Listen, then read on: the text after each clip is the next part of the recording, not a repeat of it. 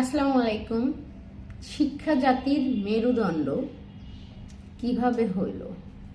আমাদের শিক্ষকেরা আন্দোলন করতেছে যে তাদের বেতন ভাতা বাড়ানো দরকার। আচ্ছা, ঠিক আছে, একটা টিচারের শুক্রবার, শনিবার, ঈদ, কোরবানি বিভিন্ন বন্ধ থাকে, বিভিন্ন অকেশনে বন্ধ থাকে, বোনাস থাকে, ঈদ, কোরবানি, পূজা সবকিছুই, এবং তারা ফ্যামিলি, সংসার, বিভিন্ন আউটসাইডিং ব্যবসা সবকিছুই কিন্তু করে চাকরির পাশাপাশি।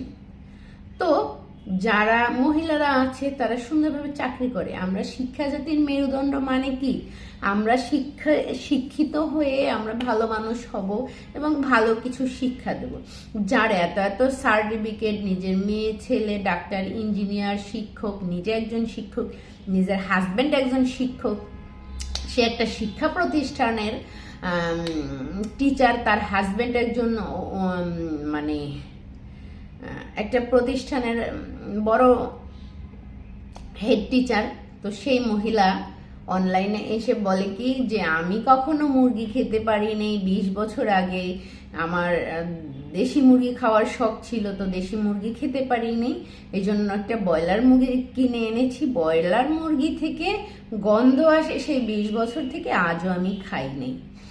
এটা কেমন শিক্ষিত মানুষ! একটা মিথ্যা কথা বলা 100টা। তার নিজের 6 তলা ভবন আছে, তার গ্রামের বাড়ি, মানে তার অনেক সম্পত্তি আছে, সে নিজে পার্লার ব্যবসা করে, সে চাকরি করে, সে চাকরির বাইরে তার কোচিং ব্যবসা আছে, তার হাজব্যান্ডের কোচিং ব্যবসা আছে, ছেলে মেয়ে মানুষ, তার মোটা অঙ্কের স্বর্ণগহনা আছে, তারপরেও কেন সে মিথ্যা কথা বলে? আসলে কি আমাদের শিক্ষিত সমাজ এবং যারা যারা বড় বড় প্রতিষ্ঠানে চাকরি করে এদের মাথাটায় না কিছু সমস্যা আছে। কারণ এরা তো বেতন ভাতা সরকারি সবকিছুই পায়, তারপরেও তাদের আরো চাই। কত মানুষ সরকারি চাকরি না পেয়েও শিক্ষিত মানুষ রাস্তায় রাস্তায় ঘুরতেছে, বেসরকারি চাকরি করতেছে, সেখানে জীবনের মূল্য নাই, সেখানে ছুটি নাই, তেমন তাদের দেওয়া হচ্ছে না, বেতন বোনাস দেওয়া হচ্ছে না, এবং বেতন এই মাসে দিলে 2-3 মাসে দেয় না। কত মানুষ, কত শিক্ষিত মানুষ ঘুরতেছে। তো তার চেয়ে তো তোমরা যারা সরকারি চাকরি করেন তারা কিন্তু প্রতি মাসে বেতন পান, টাইমলি ঈদ, কোরবানির, পূজার বোনাসগুলো পান, এবং অনেক বন্ধ পান। সরকারি চাকরিতে কয়েকদিন পর ধর্মঘাট, এই সেই বন্ধ, সারা বছরই বন্ধ থাকে।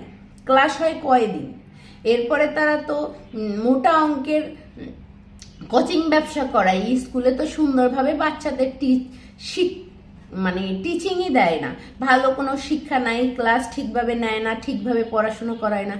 একটা বাচ্চারা এসএসসি, ইন্টার গোল্ডেন পেয়ে বের হয়, তখন সাংবাদিক গিয়ে একটা প্রশ্ন করলে তখন সেই প্রশ্নের উত্তর দিতে পারে না।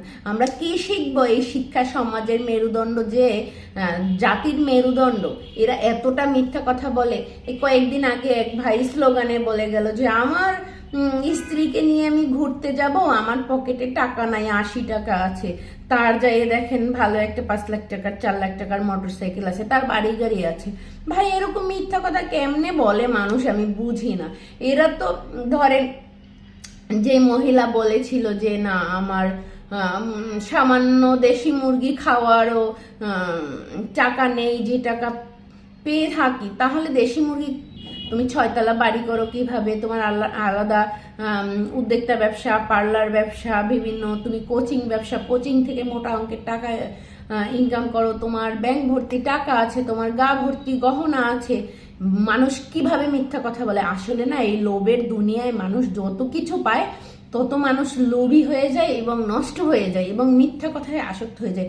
এই দেখেন, প্রাইমারি টিচারগুলো টাকা পয়সা ইনকাম করে, সৎভাবে অসৎভাবে ইনকাম করে, তারাও কিন্তু নামাজ পড়ে, 5 ওয়াক্তের জায়গায় 3 ওয়াক্ত পড়ে বা 2 ওয়াক্ত পড়ে। আবার এক সময় মানে টাকা পয়সার চাকরি বাকরি যখন শেষ, রিটায়ার্ড নিয়ে তারপরে সে একেবারে পাক্কা হাজি হয়ে যায়।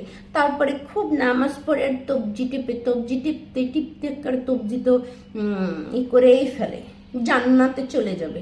সে ঠিক মতো যে যে মানুষ গড়ার কারিগর, যে মহিলা বা যে টিচার সুন্দরভাবে বাচ্চাদের শিক্ষা দিল না, সে আজকে পুলিশ হবে, ডাক্তার হবে, ইঞ্জিনিয়ার হবে, সে কি ভালো শিক্ষা, ভালো কিছু দিবে ওই টিচারদের?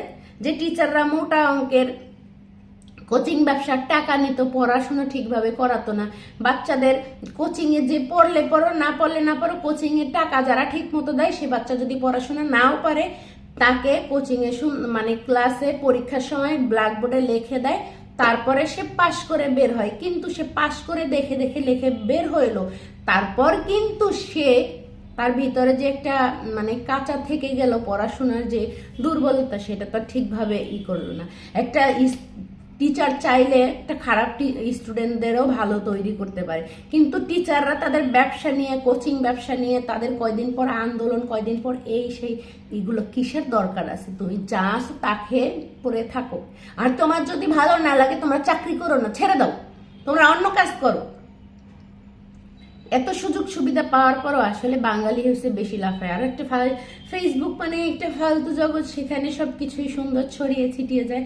আমি বুঝি না, আমি তো এত কম পড়াশোনা, আমার তো আগে শুনতাম যে মানুষ যে যত কম জানে সে তত মানে একটু থাকে। আর এখন যারা শিক্ষিত সমাজের বড় বড় অফিসার, বড় বড় টিচার, তারা এত মিথ্যা কথা বলে, তাদের দেখলে মানে ঘেন্না লাগে, নিজের কাছেই ঘেন্না লাগে। কেমনে মানুষ একটা মিথ্যা কথা বলে?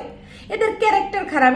এরা বাচ্চাদের মানে ব্যাড টাচ করে, কি বলবো, প্রত্যেকটা স্কুল মাদ্রাসায় টিচার ম্যাডামরা বাচ্চাদের ব্যাড টাচ করে, বাচ্চাদের সাথে বাজে কাজ করে, বাচ্চাদের কাছ থেকে টাকা পয়সা নেয়। এরা আবার কেমনে শিক্ষক হইলো, কেমনে কি করলো, কেমনে এদের কি পড়াশোনা করছে? এদের আল্লাহর ভয় নাই, এদের শিক্ষাগত ভয় নাই। এদের যে এখন এই যে মহিলা বলছিল যে আমি মুরগি খাই নাই 20 বছরে, তার এত টাকা পয়সা বাড়ি গেলে, এত বছর যা খাইছো সেগুলো কি হয়ে গেছে?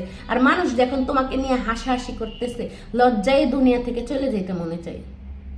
কি বলবো, মহিলার কথা মানে ঘেন্না লাগে। এরকম শিক্ষিত মানুষ আল্লাহ আমার এই পৃথিবীতে থাকতে মনে চায় না। তুমি এমন একটা ভূমিকম্প দিয়ে সবকিছু শেষ করে দাও, যেখানে মানুষ শিক্ষা আছে, মানুষের নামাজ রোজা আছে, দেখানো হজ জাকাত আছে, কিন্তু মানুষের মন, মুখ, চিন্তা ভাবনা সবকিছুই নষ্ট হয়ে গেছে। এই দুনিয়াটা ভূমিকম্প দিয়ে একেবারে শেষ করে দেওয়া উচিত।